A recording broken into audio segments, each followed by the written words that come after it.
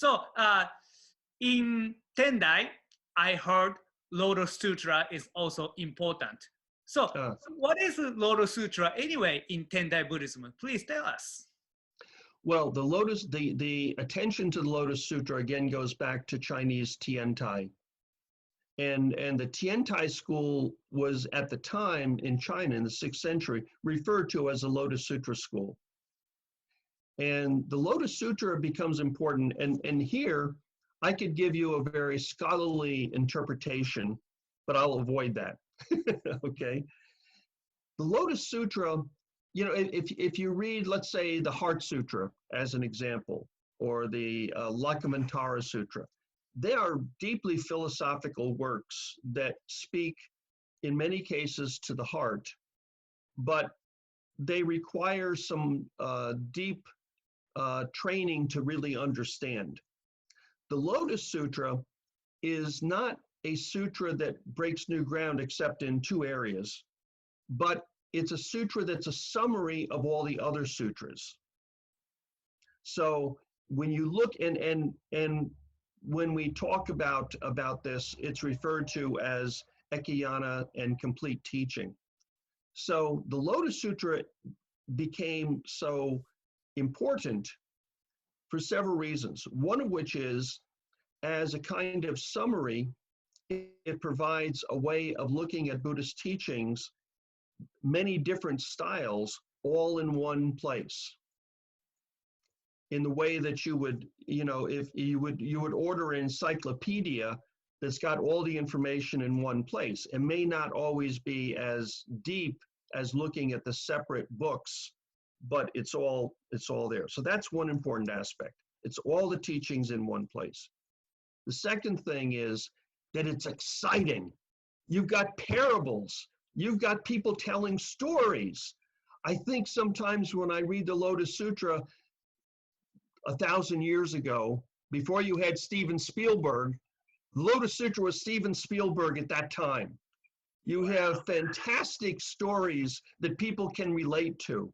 It didn't just give you a philosophy, it gives you something that's interesting, something that captures your imagination, someplace that tells you a good story, but at the same time is imparting important Buddhist teachings.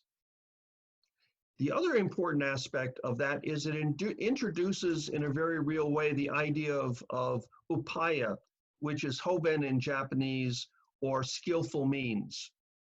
And that became really important to East Asian Buddhism. You do not find it in Theravada. That's really an East Asian aspect of Buddhism. And this idea of upaya is used throughout it. And upaya basically in the Lotus Sutra refers to the fact that Shakyamuni Buddha taught different people of different capacities at different times in different ways so that they could best understand it. In other words, he taught farmers in a way that a farmer could understand it, merchants in a way that a merchant can understand it, scholars in a way that scholars can understand it. It may sound differently to the different groups, but it was all the same teaching. And the Lotus Sutra, just to give you another example, I think is important because I told you it tells a great story. But it also became really important in East Asian culture and Japanese culture because you'll find No theater picking up the Lotus Sutra, and many of the stories in No, Japanese No, are actually from the Lotus Sutra. The religiously, the art of the Lotus Sutra is important in Japanese culture in the same way that the Bible, the Christian Bible, is important to the cathedrals in Europe or in America. It was a way of displaying not only religious teachings, but aesthetic teachings that are very important. Poetry, when you think of the Goshuishu or the Manyushu, those ideas of poetry are poetry from the Lotus Sutra primarily. They expanded after that into other things, but they started as poetry from the Lotus Sutra. Tales of Genji borrows from the Lotus Sutra. If we look at America today, I would argue that the Tale of the Burning House, which I won't go into, it's one of the parables, really becomes important in relation to what we're looking at today in the Black Lives Matter movement in the United States. And so the Lotus Sutra can become a mechanism or means of examining many different forms of life that we live every day.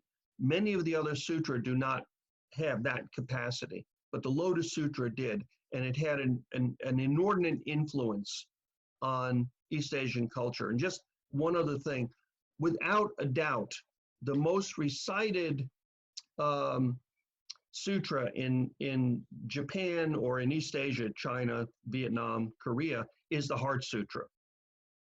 Kanji, Zaibo, Zatsugyo, Jin, Han, Yahara, right? However, the Lotus Sutra in East Asian culture is the most used sutra for art, for storytelling, for representation. And so its significance went beyond just its religious meaning.